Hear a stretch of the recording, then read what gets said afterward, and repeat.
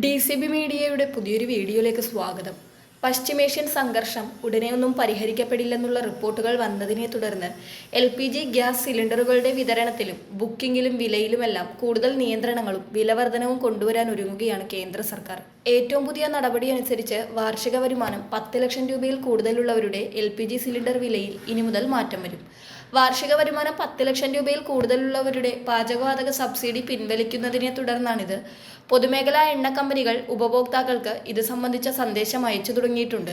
അതേസമയം എണ്ണ കമ്പനികൾ ആദായനികുതി വിവരങ്ങൾ പരിശോധിക്കുന്നത് സ്വകാര്യതയിലേക്കുള്ള കടന്നുകയറ്റമാണെന്ന വിമർശനവും ഇതിനകം ഉയർന്നിട്ടുണ്ട്. സമീപകാലത്ത് നടന്ന ഗ്യാസ് സിലിണ്ടർ കണക്ഷൻ KYC പുതുക്കൽ നടപടികൾക്ക് ശേഷമാണ് വരുമാന പരിശോധന ശക്തമാക്കിയത്.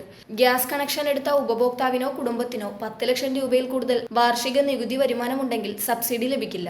ആദായനികുതി വകുപ്പിന്റെ രേഖകൾ പരിശോധിച്ചാണ് ഇതിനായി വരുമാനം കണക്കാക്കുന്നത്. ആദായനികുതി പരിധിക്ക് പുറത്തുള്ളവർക്കും ആധാർ ബാങ്ക് അക്കൗണ്ടുമായി ബന്ധിപ്പിച്ചവർക്കും ഓരോ സിലിണ്ടറിനും 24 രൂപ 50 പൈസയാണ് നിലവിൽ സബ്സിഡിയായി നൽകുന്നത്. നേരത്തെ 400 രൂപ വരെ ഉണ്ടായിരുന്ന സബ്സിഡി തുക ലോക്ക്ഡൌൺ കാലത്താണ് 24 രൂപ 50 പൈസയായി കുറച്ചത്.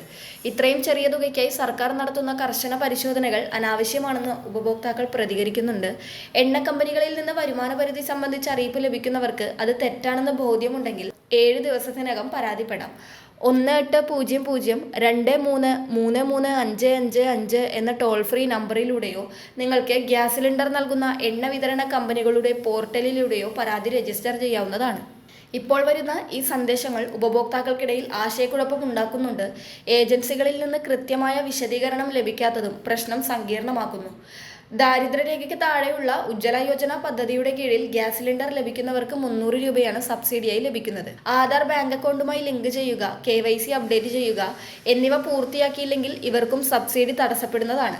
നിലവിൽ പാചകവാതക സിലിണ്ടറുകൾ റീഫിൽ ചെയ്യുന്നതിനുള്ള സമയപരിധി നഗരപ്രദേശങ്ങളിൽ താമസിക്കുന്നവർക്ക് ഒരു സിലിണ്ടർ വാങ്ങി 25 ദിവസത്തിന് ശേഷം മാത്രമേ അടുത്തത് ബുക്ക് ചെയ്യാൻ സാധിക്കൂ. ഗ്രാമപ്രദേശങ്ങളിൽ ഈ ഇടവേള 45 ദിവസമാണ്. അതായത് 46ാമത് ദിവസം മാത്രമേ അടുത്ത സിലിണ്ടറിനായി ബുക്കിംഗ് സാധ്യമാകൂ. അടുത്തുതന്നെ ഗാർഹിക സിലിണ്ടറിന്റെ വിലയിലും വർധനയുണ്ടാകുമെന്ന സൂചനകളാണ് ഇപ്പോൾ വരുന്നത്. വാണിജ്യ സിലിണ്ടറുകൾക്ക് 993 രൂപയുടെ വർധനയാണ് ഈ മാസം 1-ാം തീയതി പ്രഖ്യാപിച്ചത്. ഇതോടെ ഹോട്ടൽ ഭക്ഷണത്തിനും മറ്റും വില വർദ്ധിച്ചിരിക്കുകയാണ്. പലയിടത്തും ഒരു ചായ 15 രൂപ മുതൽ 20 രൂപ വരെ ആയിട്ടുണ്ട്. പല ഹോട്ടലുകളും അടയ്ക്കുകയും പ്രവർത്തിക്കുന്നവ തന്നെ മെനുവിൽ കാര്യമായ മാറ്റങ്ങൾ വരുത്തിയുമാണ് മുൻപോട്ട് പോകുന്നത്. അതുപോലെ ഗ്യാസ് സിലിണ്ടറിന്റെ വില വർധനയും ഗ്യാസ് സിലിണ്ടർ ലഭിക്കുവാൻ 45 ദിവസത്തെ പരിധിയുമൊക്കെ നിശ്ചയിച്ചതോടെ കരിഞ്ചന്തയും തൂക്കത്തിലുള്ള വെട്ടിപ്പുമെല്ലാം വർദ്ധിച്ചിട്ടുണ്ട്. നിങ്ങൾക്ക് ലഭിക്കുന്ന സിലിണ്ടറിൽ ഗ്യാസ് കുറവുണ്ടെന്ന് സംശയം തോന്നിയാൽ ഡെലിവറി ചെയ്യുവാൻ വരുന്നവരോട് തന്നെ സിലിണ്ടർ തൂക്കി നോക്കുവാൻ ആവശ്യപ്പെടാവുന്നതാണ്. സിലിണ്ടർ ഡെലിവറി ചെയ്യുവാൻ വരുന്നവരുടെ കയ്യിൽ സിലിണ്ടർ തൂക്കുന്ന ത്രാസ് വേണമെന്ന നിയമമുണ്ട്. അത്തരത്തിൽ തൂക്കി നോക്കി തൂക്കം കുറവുണ്ടെങ്കിൽ നിങ്ങൾക്ക് പരാതി നൽകുവാനും കഴിയുന്നതാണ്. 14.2 കിലോഗ്രാം ഗാർഹിക സിലിണ്ടർ നിറകുറ്റിക്ക് വേണ്ട ഭാരം 29.5 ആണ്.